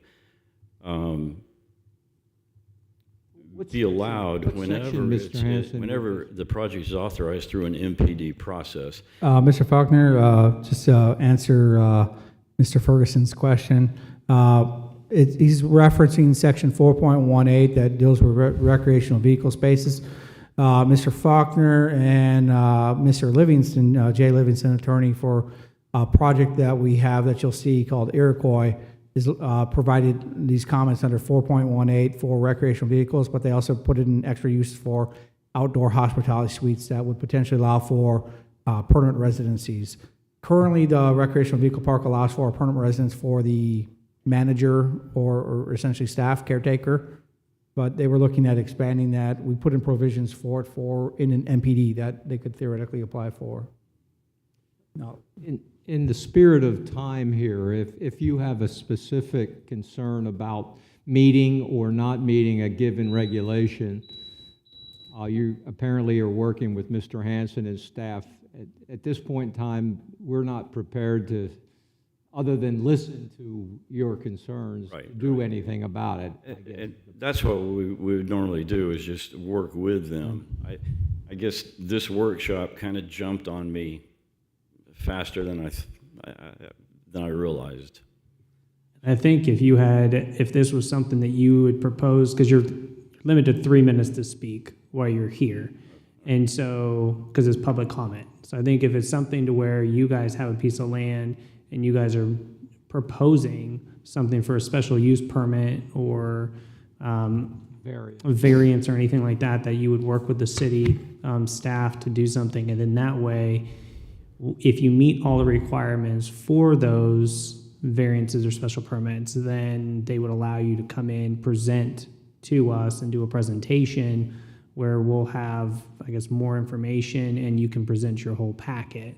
That's what we'd like to do, is just work with staff a little bit. And if I could clarify that currently with the existing land development code, it would not allow for the outdoor hospitality suite that Mr. Faulkner is talking about under a recreational vehicle park. They were with their, when we worked with them now for probably a year and a half, maybe at this point, with a couple iterations of this project that he's referencing, and we tried to put in language that would allow for a recreational vehicle park to be in a master plan development. That way they'd be able to apply for an application for that to be more flexible. They could put it in language for the outdoor hospitality suite language that he's mentioning. Otherwise, with the suggestions that they had, that they gave us, which we greatly appreciate, we try to incorporate a lot of those comments in there that would fit the character of a transient recreational vehicle park, which exists in our LDC. So the intent behind, or litmus test behind this land development code update was to essentially clarify or comply with state statute or address ongoing issues rather than create whole new subsections and change the intent of the section that it really applied. So we tried to incorporate as much of the comments that we received that would be applicable to any potential recreational vehicle park. There were some comments in there that, based on kind of the geographic constraints, would be more applicable to the individual site that you'll likely see when it comes before a planning board for that particular project that he's talking about. So do these proposed amendments kind of help lead this project in the right direction? It makes his project actually feasible for essentially being able to apply for a master plan development application. Thank you. Is there any state statute that prohibits or would allow for, say, somebody wants to stay there for 12 months instead of 6? No, sir. State statute, the statute that is referenced on the screen here under 553.382, it preempts us into not being able to restrict a building permit for a residential manufactured building. However, there's no language in that it preempts us from being able to limit the occupancy of such a development for 6 months as opposed to 12.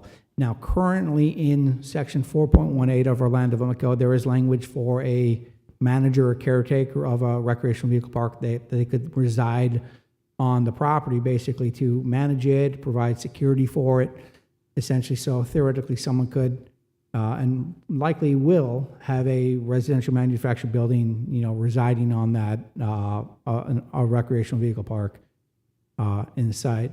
But the intent of RV parks by the existing code was that they're transient in nature, because when you're looking at going from 6 months to 12 months, then you have a lot of concurrency aspects that have to be addressed. School concurrency, whether or not there's children living and residing in that RV park, potable water, sanitary, park impact fees. Impact fees. Yeah, so it becomes more of a juggling act, so to speak, when you go from the 6 month to a 1 year permanent occupancy issue. And that's why we would like the ability, we don't want that to be, the chance to do that being totally ruled out immediately. We'd like to deal with all those issues in the course of doing an MPD. Well, I know personally two sets of senior citizens that sold their house and they live in their RV. So I mean, there's some people that would be a nice thing for them to do. That's entirely possible, sir. And the project that Mr. Faulkner's referencing, if they were to, and after this is potentially adopted, they'd be able to apply for a master plan development. The master plan development zoning district is essentially a build your own zoning code, so they could put deviations from the land development code into that document that is site specific to that property that they have, that would potentially allow for 12-month occupancy, and then they could address issues like concurrency, school concurrency, impact fees, and such for that particular project. The intent of this LDC for section 4.16 was to use the existing language for recreational vehicle parks, which are already limited to 6 months in nature, to expand some accessory uses and such that makes sense for them, but without changing the entire character of what we already have in our land development code. Well, what does he have to do to accomplish that? To accomplish what he's looking at doing, sir, if the city council adopts the land development code with the provision that allows for a recreational park to be in the master plan development zoning district, all Mr. Faulkner will have to do then, and they're already working on it, is submitting a master plan development application for the project that would allow for the use types that they're looking at doing, and for the occupancy of 12 months rather than 6 months, for basically making deviation from that section of the land development code. Yeah, basically the premise on all this is, for recreational vehicles is basically transient. It's not for a permanent stay. That's just the basis of why we limit it to 6 months.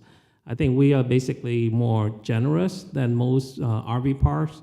Most RV parks either provides only like 6 weeks or so. But to address what you said is that there are people that play with the rule book, and then basically they move from one place to another after 6 weeks or 6 months, and then they move to another one, and then they come back. Or, the things that you can do in order to basically abide by those temporary period. You can basically go to Walmart, park there for a night, and then come back, and then you basically, restart your period, your time of stay there. So, but as Mr. Fong stated, our current adopted LDC states that occupancy at a recreational park is limited to a period of 6 months within a 12-month period. Mm-hmm. Thank you, sir, for bringing this matter to our attention, and continue to work with our staff there. So. The main reason I brought it up is under the current draft that you're seeing, it's expressly prohibited. And I'm asking for it not to be prohibited. This is not the time for us to comment or be able to help you in that regard. I realize that. Thank you for your time and you. your patience. Thank you. Thank you. So the last item on the agenda is the presentation of the Unified Land Development Code amendments to the LDC Chapter 14 glossary.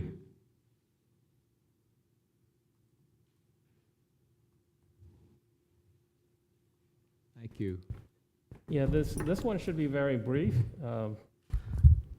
We basically added a couple definition, clarified several terms in the glossary.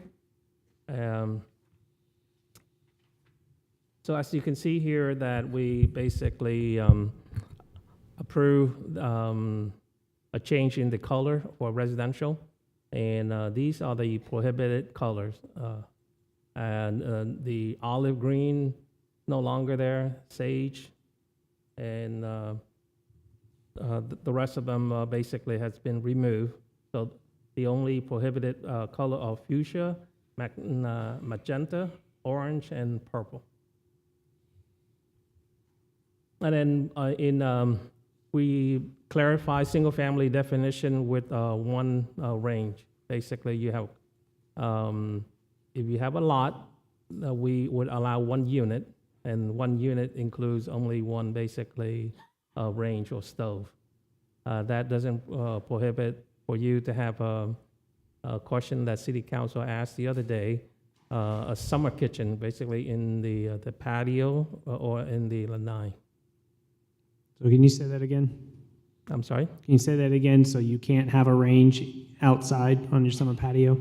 No, I say it doesn't, the current code doesn't prohibit that. You are allowed to do that. Okay, so it's really just saying with one range in the house. That's correct, within the unit. So maybe we should add in the unit on there just for clarification.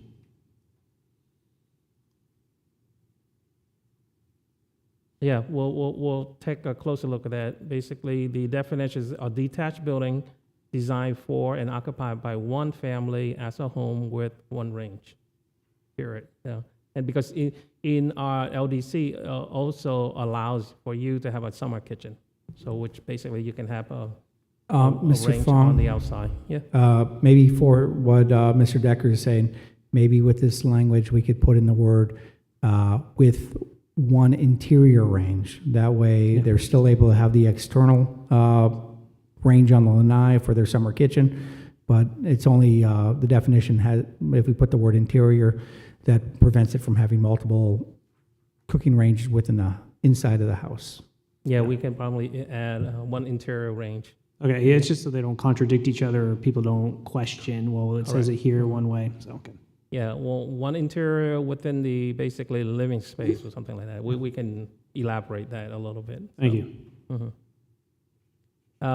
In here, basically, we're looking at the deletion of the length of the attachment from the garage to a family unit.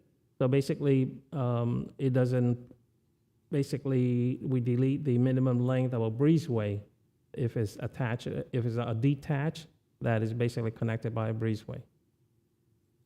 And then we define the what the range is. The range is an appliance, a single kitchen appliance that combines both a cooktop, stove top, and an oven into one unit. So we kind of like define that. This is relating to signs. Basically, we delete sign as a banner and add commercial and digital sign to clarify the differences between the two. So sign, commercial sign is basically a sign intended to promote the commercial or economic interest of the owner or the product services offered on the site. And a digital sign is any sign which has the capability of changing message content through the use of an electronically controlled device. So we had introduced digital sign into our code for Chapter 12. And that's the reason why these basically new definitions are added to the glossary. I've got a question. Could you go back 2 slides? This one? It says, proposed amendment, range appliance, a single kitchen appliance that combines both a cooktop, stove, and an oven in one unit. There's a lot of luxury homes that have ovens over here, and then a stovetop range on the cabinet over here. It's not one unit, it's 2, but that's a custom gourmet kitchen, and they sell those like crazy. This would prohibit that. Well, this is It's not one unit. this is just a glossary. It's not prohibiting it, but Well, I'm just going by what it says right there. You know, we almost bought a house like that. You know, had the oven over here, it was a double oven, and then we had a range top over here on this counter. That's not one unit, that's two units. I agree. I've seen houses that they basically have the oven separately, and then on the, basically the main island, Yeah. then they have basically Yeah. a stove there, Yeah, right? And So- that, then this says it only can be one unit, and that's two. Well, So that we'll, contradicts what they're building. yeah, I hear you. I mean, maybe we'll So- revisit that So- and Yeah. introduce something else, right? it doesn't contradict it in a way that you're looking at it, because this is just the definition. A range is with an oven and a stovetop No, combined. but it says one unit. Because a range is one unit. Yeah, A this, range, a range is one unit. What you're talking about are two separate. You're talking about a It says cooktop Cooktop and an oven. and an oven into one unit, because a range I includes, understand what it is. but that doesn't contradict what you're looking at, because if you, does. okay, hold on. Yes, it does. Okay, hold on.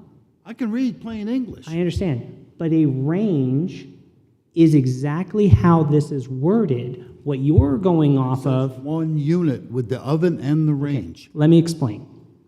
An oven and a cooktop together is a range. That is one unit. You go to Home Depot, you buy a range, they are connected. That is the definition that they're providing. The thing that you're asking is they need separate definitions to They do for the luxury. clarify that it doesn't have to be one unit. Okay, I don't want to get into an argument with you up here, Well, then- but no, but you were arguing the definition of a No, range. I'm reading plain English. Okay. I think the confusion- may I? One unit. Okay. Damn it. Listen, no, you don't have to start doing damn it and all this stuff. Be professional up here. What I'm saying Well, is well, that then the Quit arguing range, about the fact that it says one unit. if you look up the definition of a range, I know what this the definition is of a range this is a We established range. that. This is a range. That's Well, the definition of a range. You are classifying what a luxury kitchen is, and a separate oven from a They cooktop sell them is like that at Home separate. Depot. An oven separate with a range top. A cooktop, yes, but it's not a range. I think we can easily correct that. So if you look at this section here, it defines under single family, a detached building designed for and occupied by one family as a home with one range, right? Or now we're gonna basically add one interior range within the living space. So we can basically add it, basically, as long as you have one stove and one oven, then you will meet that definition and no Yes. more, But- for but example. the other Right, yeah. slide said one unit. That's the Correct, problem, but is one yeah. unit. But the definition they're of, not always one unit. the definition of a range is not wrong. No, Yeah. I'm not debating that. Sure. But what it says is a single kitchen appliance that combines both a cooktop, stovetop, and an oven into one unit. Yeah, that's the definition of a Not everybody range. has one unit because you've got one here and one here. It's two separate units. Right, That's all I'm saying. correct. So if you have a house like that, then basically in order to clarify that, we can clarify under this section here. Yeah. Yeah, Go ahead. okay. I'm glad we got that settled. And then we also look at the clarify freestanding sign, and we require that there's a monument be added to it, and the width of the base must be less than the width of the display area, but must be a minimum of 40% of the width of the sign face. So basically, the sign face could be a little bit bigger, but the base needs to be at least 40% of that. Didn't we visit this when we did the sign Yes, we did. changes? Yeah, yeah, we did. We introduced that. Ms. Lenz introduced that. And then so here is the defined monument and non-commercial sign. Basically, it defines a monument sign is a durable, ground level, self-supporting sign with a solid foundation or base that is at least as wide as the sign's display area. Okay. And then non-commercial sign is defined as signs which display opinions, points of view, or contain political, civic, public service, religious, or ideology messages. So basically, that's how we define that. And with that, I conclude the chapter on the glossary. If you have any questions, I'm available at this time. Any questions? No, I think it's just a suggestion of identifying what a range is versus the stove and cooktop. Yes, sir. Yeah, we'll make that change. Yeah, and appreciate your all of your feedback to make it better. So just want to let you know, moving forward, at this time we basically finished all the chapters in the LDC update. So we are scheduled for the LDC wrap up on I think June 17th. So that's the date that we're gonna wrap it up. Just to let you know. So, but we'll let you know in advance. So what we're gonna do is that when we come back, we'll basically provide all the chapters that we introduced to you since last year until now, and we'll provide a matrix for you in order to see what we had done, what comments that has been incorporated in order to get where we're at today. And hopefully it will go smoothly, and then you will have that documentation in advance before you meet on June 17th. Okay. Will there be any components that'll be difficult to agree with at this point in time? Do you anticipate? No, I don't anticipate. We will basically we'll go through with the city council in June, chapter 2, 3, 4, 11, and the glossary, and then that's when we would basically finish with city council's workshop, and then we'll come back to city council workshop after we do a wrap up with you first to see if you have any additional comments or any changes to that. Then we'll make the final presentation to city council for their workshop, their wrap up workshop in July, and then we'll go to adoption after that. So the timetable is to be completed by at what time? We're looking at right now adoption, which is basically second read in August 4th. Yeah. Thank you. So at this point, thank you for that presentation. Certainly. And we are free to discuss any staff issues or member issues besides what the definition of a range is.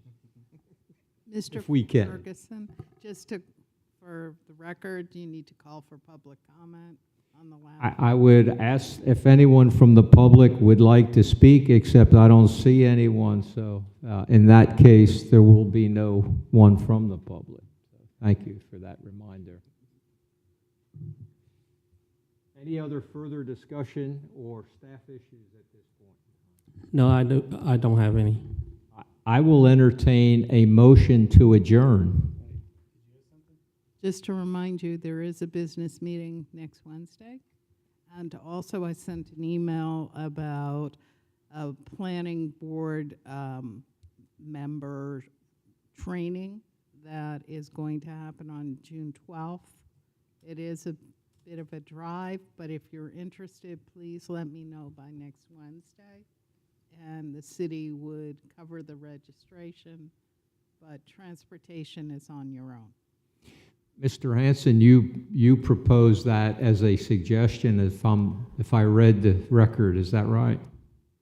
So the suggestion came at the direction ultimately about a year or so ago by Chair Shank, requested that I use my professional development connections to see if I could provide more planning board official training.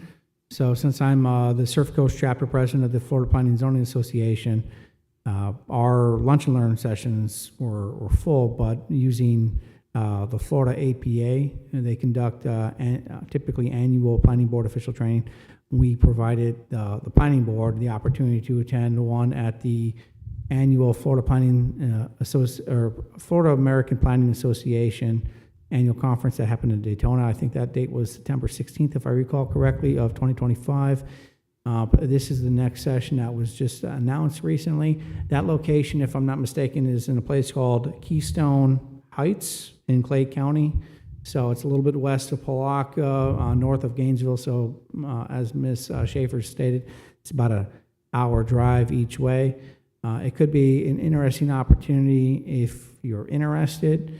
If I'm not mistaken, that particular event has, I think it could be breakfast and lunch, as given the time frame for that whole event. But part of the registration fee would cover the meal expense or cost. I think it's a good suggestion for people who, in the past, Mr. Stansel and Ms. Shank and I participated in Daytona recently, last 6 months. And those can be pretty helpful for training purposes, and because sometimes this content can get a little beyond the volunteer mode. But anyhow, thank you for the suggestion. You're welcome. So, without further ado, would we please have a motion to adjourn? Make a motion to adjourn. Second. Meeting is complete. And we're on time to be able to watch hockey. Starts in like 10 minutes. Mr.